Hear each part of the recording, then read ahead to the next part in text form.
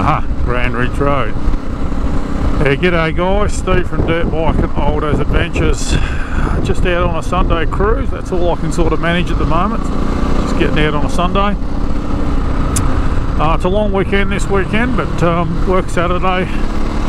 My son visited from his estate, so we hung around Sunday with him, and it was raining most of the day. It's been raining for about a week solid now, so, well, not about a week solid, it has been raining for a week solid, so sort of haven't had a chance to get out. Been working most of the time, still work's dominating my life, but we're getting there. So yeah, we're out today. Feel like over the last week or so I got the bike build sort of sorted, got the bike where I wanted to, yeah, it sort of dawned on me with this bike being such a touring bike, and I was unaware when I bought it that it was such a touring bike, that this opens up some rides for me. G'day mate. Namely,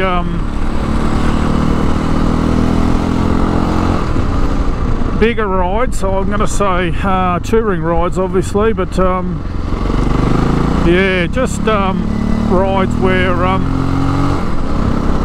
you know, what's the word, where range is an issue, where comfort is an issue, but yeah, ultimately I need to know what this bike's going to be like in sand, because I plan to do some deserts, some big desert rides, and if your bike's no good in sand, in other words it's too heavy, remember, as I always say, every motorbike's got roughly the same size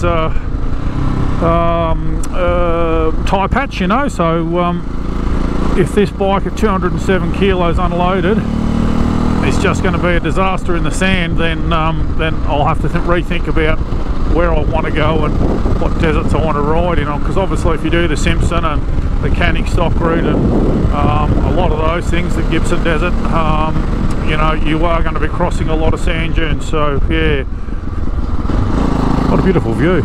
Can't help but get distracted. I keep looking out to the view, not concentrating on the road. Yeah, and so you can't help but sort of think about what we're going to go. So it's all very fine, you know, having a bike that's got the capacity,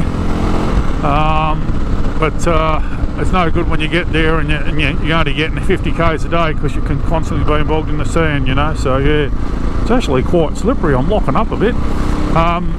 Yeah, so I'm riding to an area where I know there's a lot of deep sand. Admittedly it will be wet sand, which is quite different to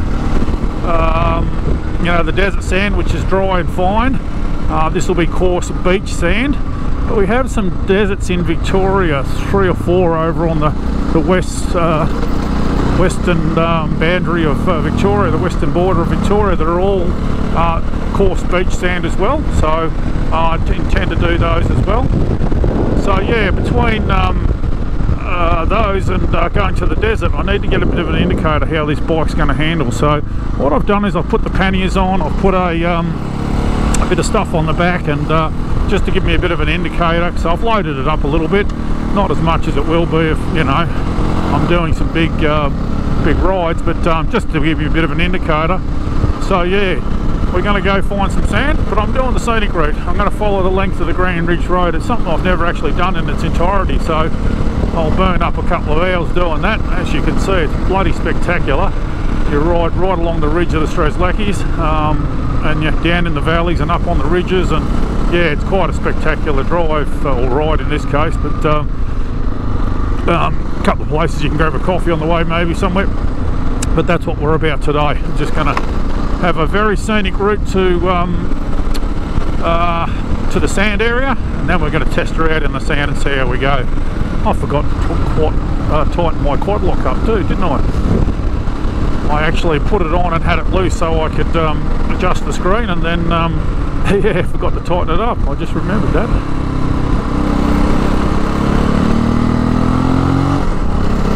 Beautiful valleys up here, and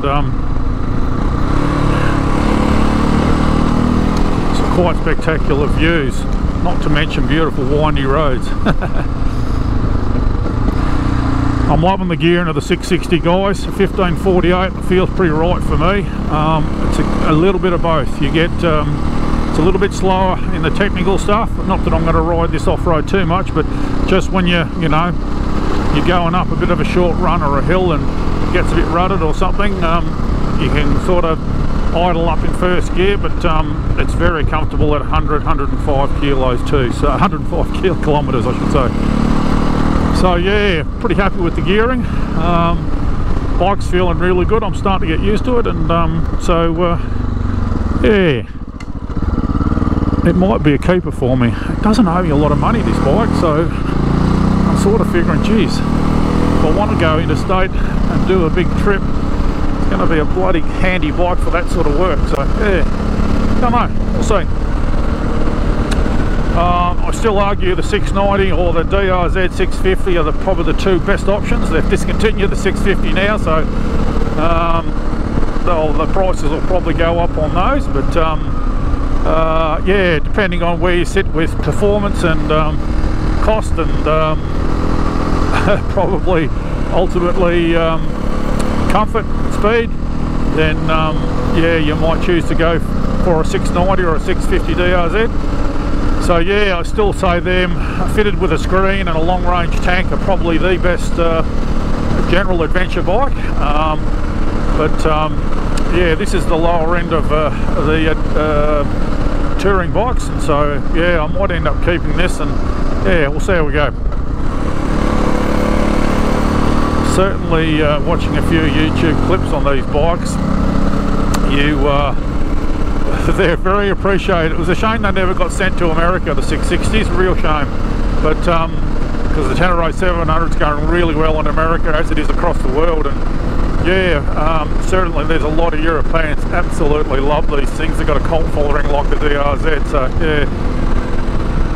And I'm pretty impressed so far. Very comfortable bike. So yeah, I rang Technic Suspension, who's got a sticker on this bike on the shock, the rear shock. Now they're a suspension specialist from Sydney here in Australia, and when these bikes came out, a bit like the T7, the more aggressive and faster riders were saying that they were a bit undersprung, these bikes. I've got to remember where to go here. And so Technic Suspension developed a little package that was a $1,200 standard package. They'd set your spring rates for your weight, and they'd revalve the shockers in the front and the shocker in the rear, or the forks in the front. So I rang them up out of curiosity and said, do you remember a bike, you know, blah blah blah, here's the VIN number. They said, no, we don't identify our bikes, we just do packages, and sometimes we just get the suspension and send the suspension back. So so he couldn't identify my bike, but he did say it's probably this package, which was the $1,200 package, but he said you should be able to have a look on the rear shock, and there'll be a code on the shock, and if you have a look at our calculator, that'll tell you what the bike's been set up for. So I did that and found a code, and while it didn't directly identify, I basically worked it out myself, that the spring was a 52205 or something like that, and then dash 80. Now that 80 meant 80 Newton meter spring, so I worked out that for a 95 to 100 kilo rider you needed the 80 kilonewton spring. So the reason the bike is handling so well is because it's actually been got spring rates to suit my weight, so really happy with that. So it makes the bike even sort of cheaper. I would have at some stage probably taken it to my local bloody suspension guy, Brad, at what's his name, his business now, crikey. Anyway, Brad would have said, can you just check the spring rates and adjust the valves and all that sort of stuff, and I might have had to pay another $1,200 to get it sorted, but don't need to do that. So that's why this bike's been handling so nice, you know. I've been really impressed with the handling. Now that I've got the gearing right, I'm pretty happy. So But anyway guys, enjoy the view, and we'll talk to you when we get to some sand and see how we go.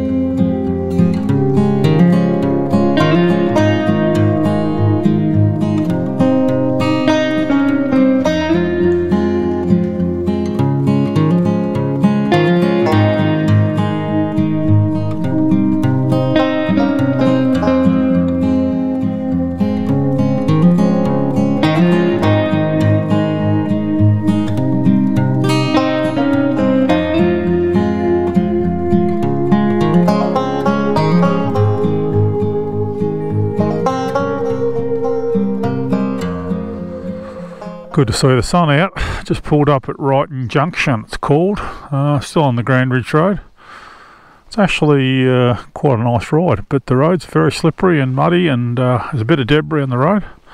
But just pulled up a little sandwich board there saying South Gippsland Tank Adventures. You can go up there and ride on an army tank. Never knew about that. There you go. Probably should do that one day. Anyway, we'll keep going.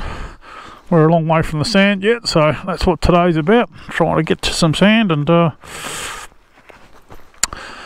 test the Tenere out in sand. So we'll keep going. Glad I bought my winter gloves. It's pretty cold up here. We're not up near a snow line, that's for sure, but it's pretty high. But very enjoyable riding.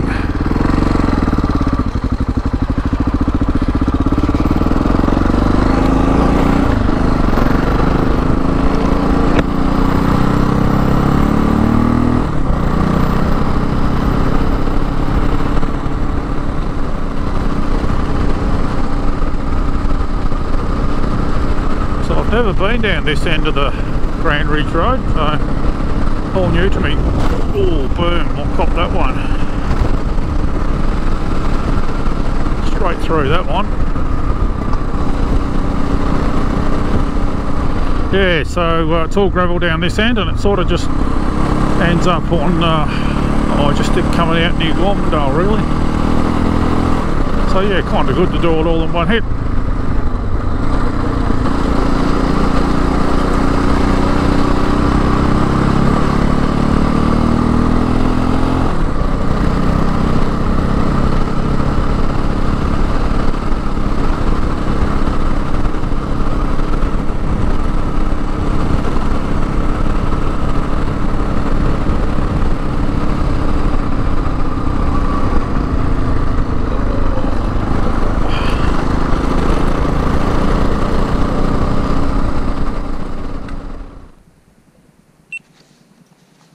Well, I believe there's some sand around here, so we're going to have a look. There's a bit of sand there.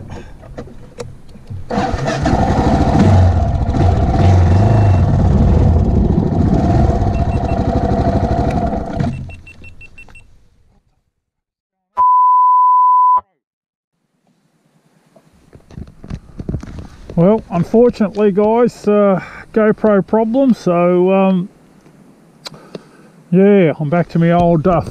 We'll see how we go. I finally got to some sand. Bit of a drama getting here, but anyway, there's a bit of sand here. I believe there's some sand up that way as well. I got told by some guys. So we're going to have a crack at this and see how we go. This is what I come here to do, but the day's nearly done. I'm bloody blowing the day getting here. Anyway, we'll see how we go.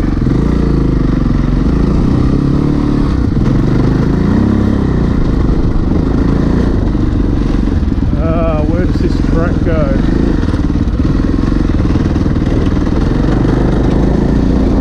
There you go, here's some sand.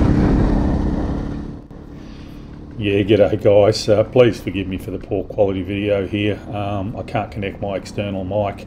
The stabilisation on these old GoPro 5s is not that good, and it doesn't have horizon levelling, so yeah, just forgive me. It's unfortunate I got all this way and then found the 9 had given up the ghost, but anyway, we're going to fix that, get some different batteries for it. So you'll see initially the sand's fairly shallow, but being on a heavier bike, it's still a bit of hard work. It's still moving around a lot underneath me, and the front wheel's trying to tank slap a lot. If you're riding a lot of sand, you'd probably put a stabiliser on, but I don't ride enough sand to justify it, to be honest. But it is heavy bike, and but the principles are the same. You just got to keep your weight back, keep the power on, make sure the power's on all the time, and tend to steer with the rear, so you're not turning the wheel, turning the handlebar so much. You're just, you know, putting weight on the foot pegs and just keeping your weight back. So anyway, guys, again, forgive me, but yeah, you'll see me get a bit bogged up here, but it's all in the name of fun. We'll have a look at the map here. We're over there. Probably wanted to go left there. I think that's the area I want to go there. So I'll go left there and right. I think that's the area I want to get to there. So the boys told me. But anyway, this is sand. It's not deep sand. But yeah, on the dirt bike this would be absolutely heaven, because it's a bit wet. It's not beach sand, but it's sort of like it's loamy sand, so it's a bit finer than beach sand. So, but I believe there's beach sand up here further. So, but yeah, this is going to be interesting, just taking off in sand, because I'm probably about 230 kilos. And as I said, this sand is actually wet. But yeah, she's a handful.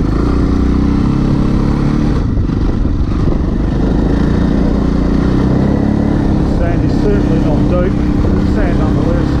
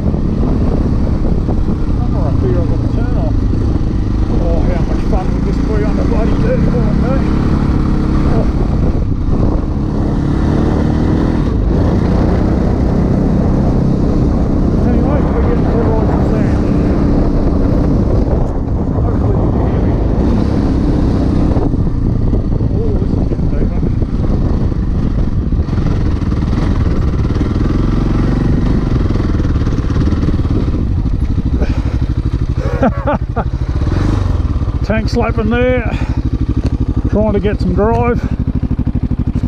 Yeah, that's deep. That's a good test.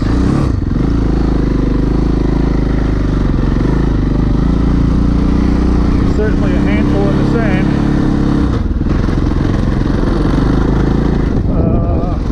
Yeah, I've got to go right. Very much a handful in the sand.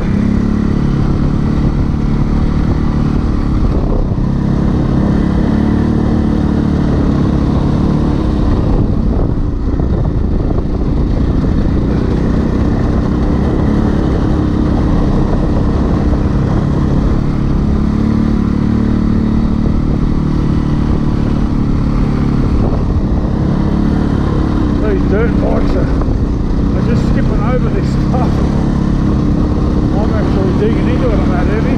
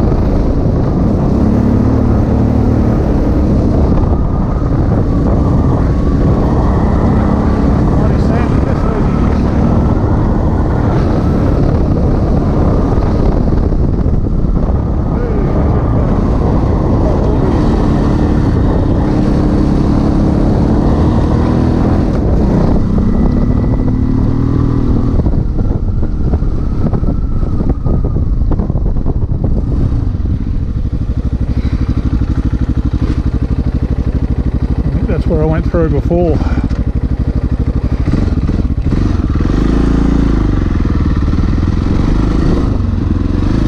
This is the problem you have. If I go slow, oh, this is where I was tank slapping before.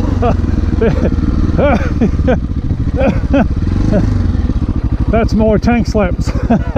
I ended up going bush there. This is the problem. If you go too slow, it's just no good sand, and obviously it's weight back and pin it and steer with the rear, but you've got to be able to keep that front wheel light. And on a 207 kilo bike, even though I've got all that weight back, it's still a lot of weight on the front wheel. The sand just grabs the front wheel and takes it in whatever direction it wants. So you've still got to focus on keeping the power on, but yeah, it's such a heavy bike that the sand grabs it regardless. You don't get a lot of steering, you've got to sort of steer with the rear and steer with your foot pegs more.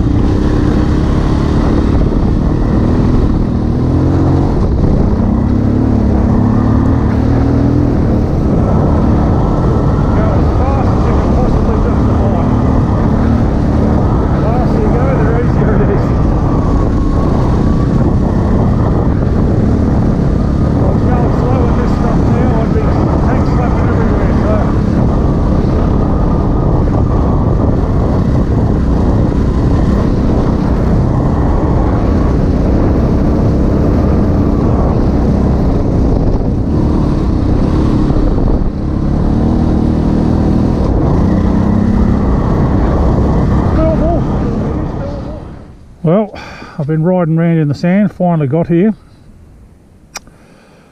It does do sand, and it will do it, but it is certainly a handful. I've ridden some reasonably deep sand. So yeah, I think I'm going to have to go home and evaluate and have a think about where I take this bike. It is a touring bike, and I think in a white sand desert like Wyperfeld and those sorts of things, it's doable, but it'd be very difficult. In the drier red centre sands, yeah, I think it's going to be fairly okay. The weight being the only thing, momentum will be absolute key, and it always is in sand. So anyway, I think it's passed the test for sand, but only just. So yeah, I certainly be a little bit careful about where I take it, I think, and I've always said that about touring bikes. You do have to be a little bit careful on where you take them. But anyway, guys, my other GoPro's died, so I'm trying to use my old 5. Hopefully you can hear me. We'll wrap it up there. I better head home. The sun's nearly gone down, and we'll hope to see you out in the trail soon.